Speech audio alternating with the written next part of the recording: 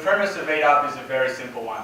What we do is we provide free lunches to disadvantaged primary school kids who would otherwise go without. Until relatively recently, I just had no idea there were kids in Australia who would arrive at school without a lunch. I just always assumed in a country as lucky as ours that just simply wouldn't be the case. But I found out that wasn't true one morning in 2013 in my hometown of Shepparton. There was a story in the local paper that profiled two schools, both of them very close to where I lived, where kids were regularly being sent to school without anything at all. Shepparton does have a reputation of being an area of disadvantage, but something like kids going without food just seemed like a whole another level of severity that I was totally unaccustomed to. Put simply, I wanted to help. And as big an issue as it seemed, these kids missing out on lunch, I thought perhaps something as basic as an idea if these kids didn't have a lunch, what if I would just make them one myself? And that's how we got started. It was just simply with the ingredients we had in the cupboard, in the fridge, bread, butter, cheese, Vegemite. We made 100 sandwiches in my kitchen at home. I got a couple of friends to help out, my mum, who's also here tonight, and we whipped up these 100 sandwiches and took them to the two schools mentioned in the article. When we got to the school, that was really our first insight to the circumstances facing those kids, and the teachers put it really simply for us. They said, when kids are hungry, they can't concentrate, and when kids can't concentrate, they can't learn. So we clearly want to help those kids out as much as we can to give them the chance to maximise their education. But we also hear stories from the teachers about how isolating it was for these same students when they're out in the yard at lunchtime and recess, we're sitting around with their mates, and they're all getting tucked into their lunch, and these kids either have an empty lunchbox or nothing at all. And I think we can all envision how difficult that is for these kids at sort of such a key formative age.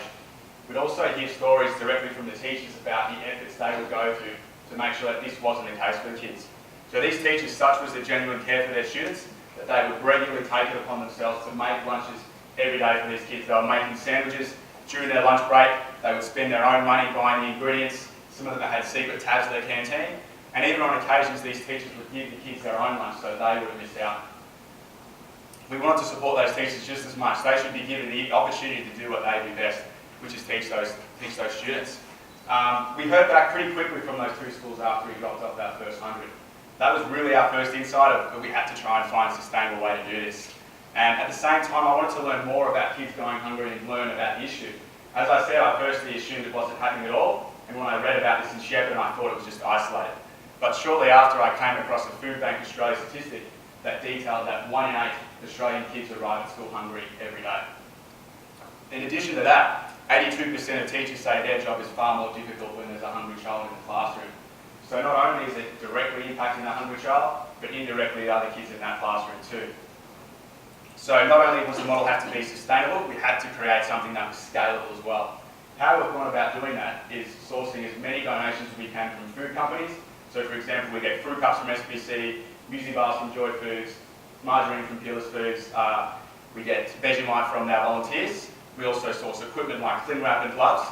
Then what we do is work with big groups of volunteers, so generous groups of people, be it from corporate companies. We actually had a session downstairs in this same building on Tuesday, be it with private schools and members from the general public.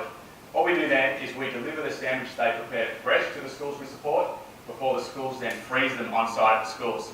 The reason why this is so important is it gives control back to those same teachers at the school. So it's actually the teachers who identify the kids and distribute it to them in a way that's sensitive to any potential embarrassment. And why that's important from our point of view is that's what's allowed us to scale. So we're not visiting each of our schools every day, but rather we're visiting pools of 10, 15 schools each day and then doing the same the following day. This model has allowed us to scale the model to the point now where we're helping 185 schools across regional and metropolitan Victoria and delivering over 3,500 sandwiches every week. But we know there's still many more hungry kids remaining in Victoria, which is the key reason why I'm so fortunate to get a chance to be speaking to you all tonight. So what we're pitching for this evening is the opportunity to expand it up across a regional model. So we've had really great success working in Ballarat. We got approached by a lady named Deb Robertson, who works as, this is Deb here.